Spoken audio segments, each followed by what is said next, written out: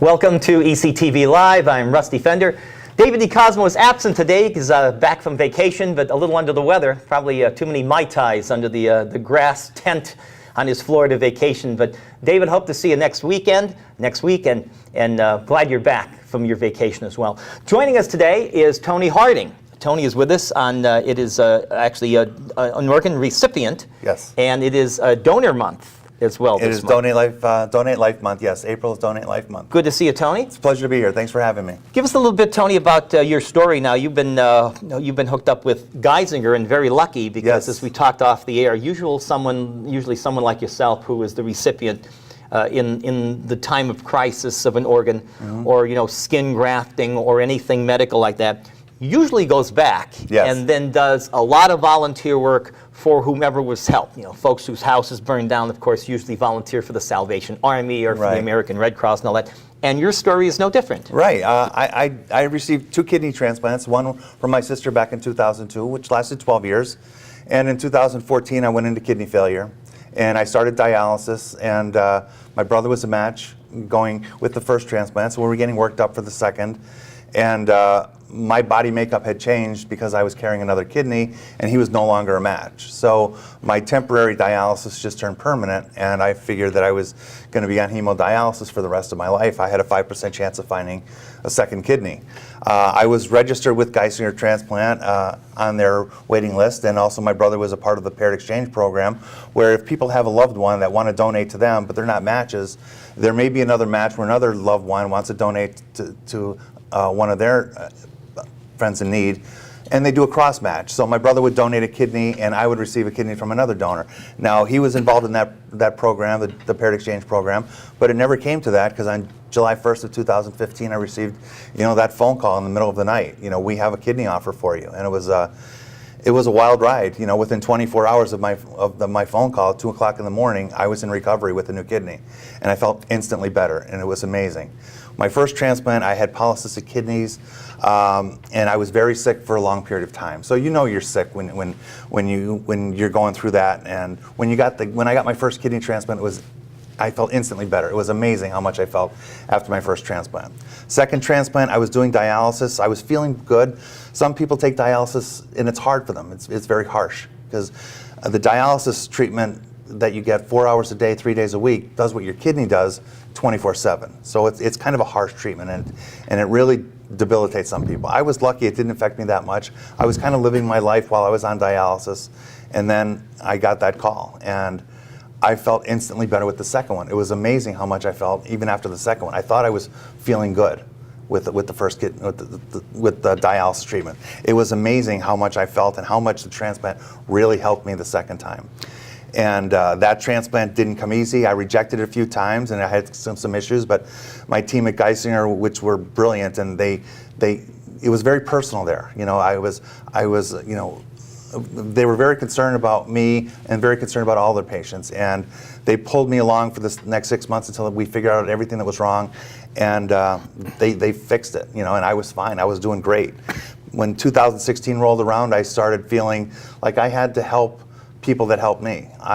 My second donor was a 32-year-old man who I don't know his name, and he had passed away, but he checked the box when he signed up to get his license renewed. He said, "Yes, I want to be an organ donor," and that guy saved my life and up to 7 others. This is what organ donation does. Organ donation saves lives, and I was one of the people that got lucky. And I know there are almost 100,000 people on the kidney waiting list itself. There's about 115,000 people waiting on the transplant list for up to 8 different organs, but there's almost 100,000 people waiting for kidneys, and everyone has 2 kidneys, and you only need one to survive. I've had 1 kidney for the better part of 16 years, and my sister is still on 1 kidney because she was my donor back in 2002. You only need 1 to survive. So we say, share your spare. Be a living donor. That's what we're looking for. There's deceased donors, they happen, and unfortunately with the opioid crisis, there's become a lot of donors because these poor kids they're passing away from these epidemics, but the family gets some solace at the end because they may be able to help save someone's life, and it really helps them out. And of course, it helps out people like me that were waiting, and didn't think I had a shot. And I got lucky. So I started doing some things with organ donation awareness with the Gift of Life, which is our organ procurement organization in this area, Eastern Pennsylvania, Southern New Jersey, and all of Delaware. They're the ones that procure the organs for people like me and people on the waiting list. So I was doing a lot of work with them, and it was very gratifying. After my first transplant was from my sister, I kind of went back to life. My daughter was born, and I just got back into my life. I wasn't really worrying about organ donation. When I got my second one, it was different. I was celebrating the fact that someone had died, and it was very difficult. So I felt like I owed. So I went out there and just put my face out there and just try to raise awareness. That's all it is. Just bring awareness to the issue. People are, I'm an organ donor, always was, always will be, and there are people that say, no. Doctors won't save my life if they know I'm an organ donor. It's not true. The doctors will always go the extra mile to save your life. That they're not looking to see if you're an organ donor.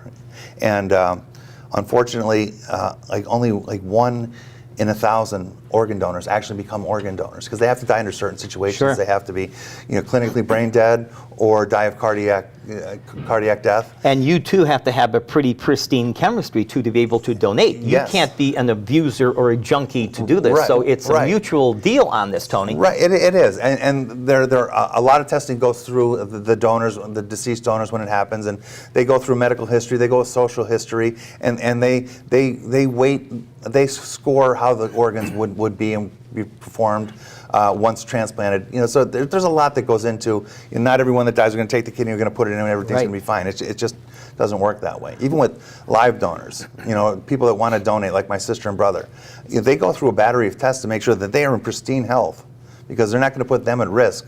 I want to give a kidney no matter what. It's not going to happen. They check to see if there's diabetes in the family, if there's high blood pressure in the family, if they've generated kidney stones, and a lot of different things that are looked at by Geisinger Transplant Center just to make sure that the donor will be fine. It is interesting, going back to what you said a little while ago, is that my family physician who has passed 30 years ago in Duryea was Dr. Arthur Horvath, and he lived most of his life with one lung. It's amazing how your body is a backup Yes. of the double organs, and he lived forever. Mm-hmm. Probably couldn't run the Boston Marathon, but Right. he lived forever with one lung. Yeah. Same deal, you can function extremely well with one kidney. Right, and that's what I'm trying to show. I mean, now with my position at Geisinger, I'm a transplant liaison. What I do is I go to dialysis units and I talk to patients about transplant, about how much better you're going to feel. No, some people say, no, I'm good on dialysis. I do my time, but they don't really know how much better you can really feel. And I'm glad you addressed that about the doctors not saving your life. That is so preposterous. It that I heard. really That is. is so It really ridiculous. is. I've been an organ donor since they put it, the little box, as you said, on my driver's license, Yeah. at least 6 licenses ago. So as many runs, as many years Yeah. as a license is for, that's how long I've been since the box appeared on that. Yeah, and the DMV has been a very good partner with the Gift of Life and all organ donation procurement organizations throughout the country. The DMV is a big part of it. They're on the front line. They ask the question, do you want to be an organ donor? I spoke in front of a group of DMV employees through a training session, and I did 2 sessions, but I talked to a total of about 400 people. And I said to them, I don't know who my donor was. Someone in this room may have asked my donor, do you want to become an organ donor? And they said yes. That directly affected my life. Is it anonymous usually? Depends on the circumstances, it does, right? I had never thought of it if it's anonymous or if that is like a, it is anonymous. Because anymore with HIPAA, you Right, can't stand right. behind someone within 20 feet at the local Rite Aid. Exactly, I know. But what the Gift of Life asks the recipient to do is write a thank you letter. First name, not a last name, not where you live. I see. My name is Tony. I want to thank you so much. I appreciate the fact that you're mourning the death of So a it's loved still one. kind of clandestine there. Yes. It's still going through a secretive process, which Yes. is interesting. And you send it to the Gift of Life, and then the Gift of Life says, I have a letter for you. Would you like it? Or maybe they'll mail it, and whether they open it or respond is up to the donor family. I mean, where would we be without donor families? That- I mean, a lot of people make decisions on the fly in the worst days of their life, in the worst moments of their life. They're making decisions that can affect up to eight lives. Eight organs can be harvested. Retinas or corneas, 2 people can see because of an organ donor. Up to 75 people can get, healed. Ligaments, heart valves, tendons, bones. All these things come into play with organ donors. I know people with with bones in their neck just to, because they needed it. And this is from an organ donor. I saw a show a couple years ago with Aaron Rodgers, and he was talking about he got a cadaver's ACL put in his knee. And he was joking that the guy was real fast, and he shaved almost a tenth of a second off his 40 And list. that's such a common tear Yes. when you tear your ACL. Right. And he's talking as though the guy was real fast, and I'm so appreciative. I'm thinking to myself, but the guy was an organ donor too. His heart is beating in another man's chest right now. I mean, there's layers of this. And every day, technology gets better. It really People does. have triple bypass surgery. They're out of the hospital by noon the next day. That was a 6-month recovery a mere 20 years ago. It's amazing. When I was diagnosed with polycystic kidneys, I was 14. I was in the hospital for 5 days. What is that, non-filtration of the poisons in your body? Yes, yeah. And now polycystic kidneys, they grow. My kidneys grew cysts. That's what I and thought. They were real big, and they were squeezing out the function That's in my what I thought. cysts. They took over and they actually Yes. poisoned the entire system of purification for the body. Yes, it wasn't getting rid of all the toxins, and my kidney function was dropping. And what were the symptoms that you felt? Were you diagnosed by a physician that found that, or did you say there's something wrong here? I better have this checked out? I was playing football for West Granton, and I got hit in the back during practice. And I kind of had an ache, and I talked to my dad when I got home. I was like, I got hit. He said, well, let's go to the hospital, just get things checked out. I did a urine test. The next morning, they called me back. They said there was blood in my urine. They did an ultrasound, and just like that, I had polycystic Was that a kidney lucky disease. break that you went? It was, and it would The have things you don't know can kill you. Yes, and it would have come to light sooner or later, but I knew sooner. So there really wasn't much restrictions, no contact sports, things like that. And watch your salt intake, watch your blood pressure, because it'll affect your blood pressure. And I lived with it for a while, and then when I got in my late 20s and early 30s, I started feeling the effects of it.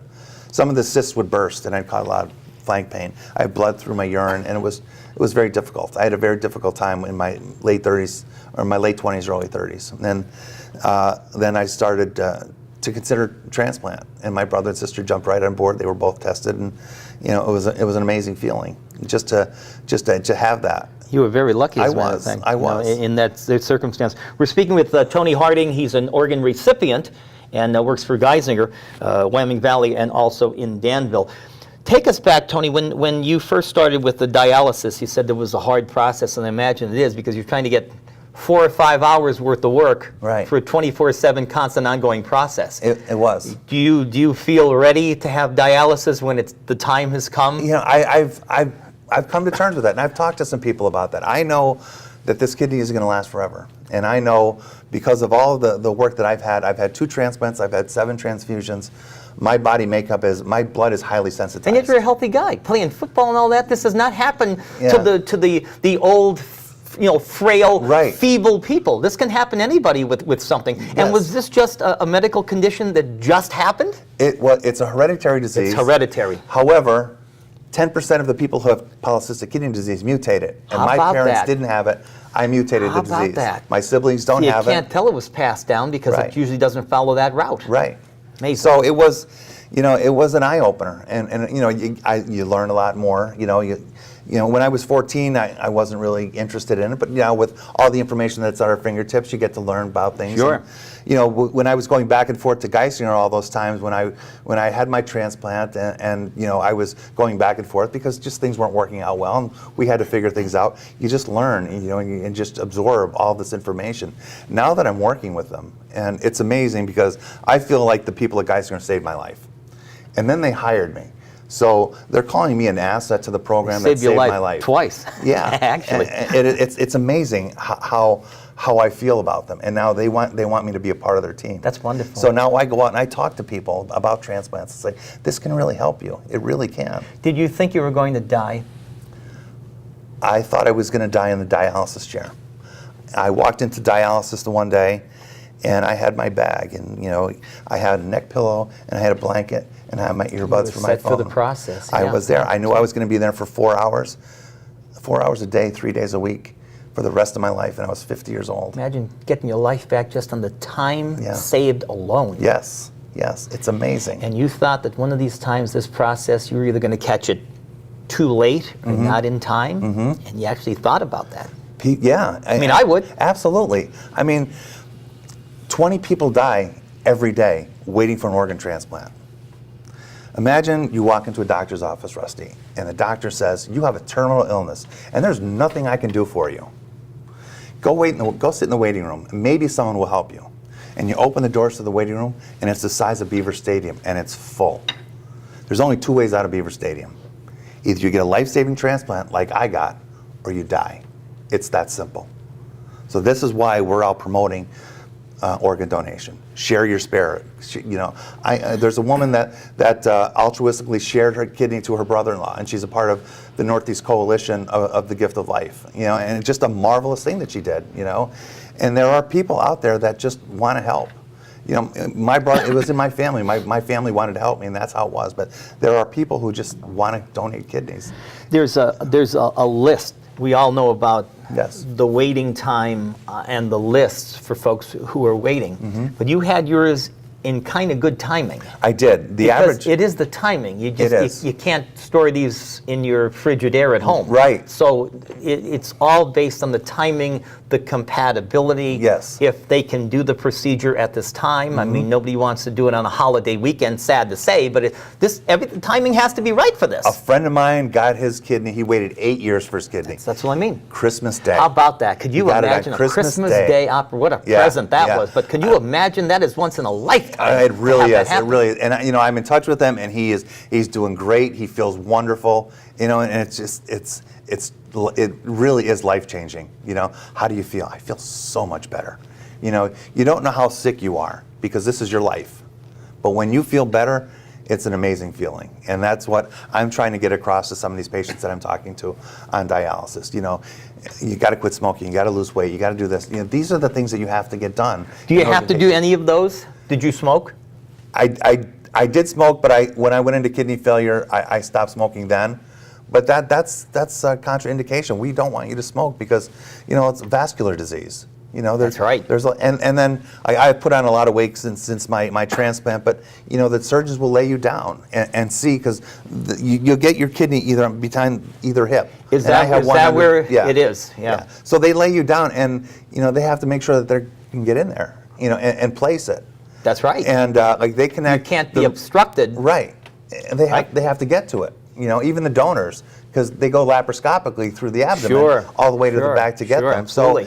So they have to make sure that the BMI on the donor and the recipients are in good position. When they lay you flat, they want to make sure that they can get to you. They also do CAT scans to check to see if there's plaque in your iliac arteries, because that's where they're hooking up the renal arteries and the renal vein. You can't, and it's like rock. You can't sew into rock. So they have to get the kidneys in there. There's a lot that goes on, and these are the things that I learn behind the scenes when I'm with the medical personnel. These are some of the things that I wasn't really aware of as a patient, but now, as a part of that team, it's eye-opening. A lot of kidney problems the last 20 years. Yeah. If you asked someone 20 years ago what renal failure was, they probably wouldn't know. Right. But renal failure now is as common as the term diabetes. Yes. And you wonder if it's in the actual chemistry of life, because the life Lifestyle, breeds, high blood pressure, absolutely, salt, sodium, salt, all exactly. these things can add exactly. up. Yeah, it is. And this is arterial as well as, so I mean, this is your entire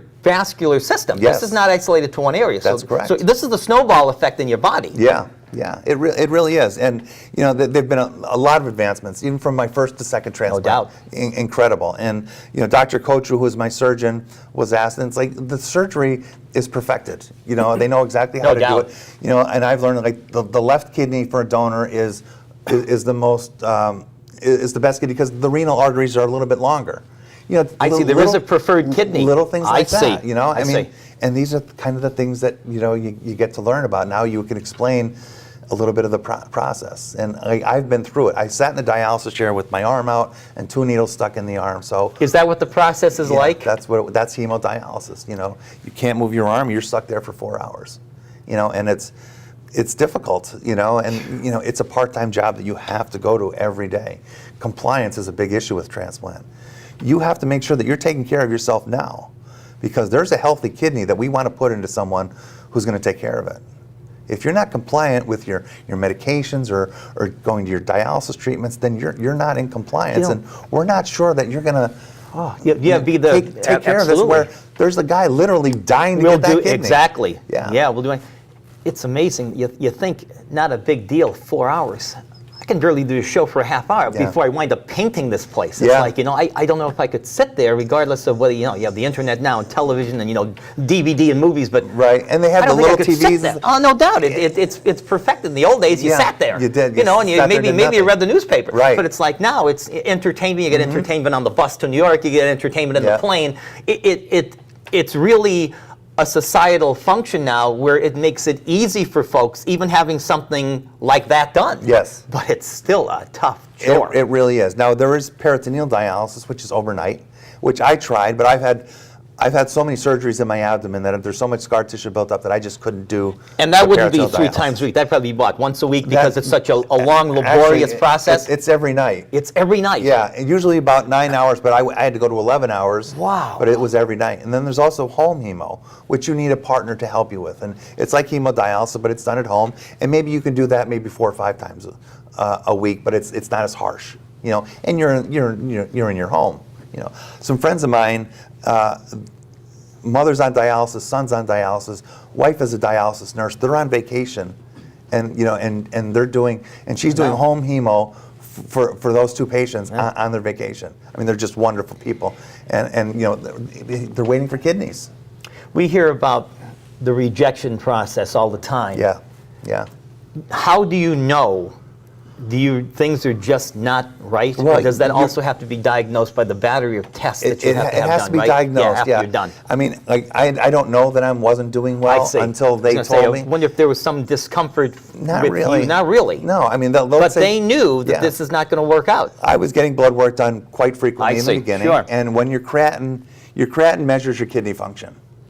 And if your creatinine jumps, there may be an issue. I see. So then they do biopsies. And I had 7 biopsies done on the kidneys. And if the biopsy will show if it's a rejection. And if it's a rejection, then they'll treat you with different medications. My first 2 rejections were on small scale, and they treated them, and I was fine. The third rejection that I had was nasty. And my doctors, really went to bat for me to get me the medication that I needed in order to save the kidney. And, they were on the front lines to making sure that I was going to get this. And it was a tough call for them to make, to give me this medication. But they saved my kidney.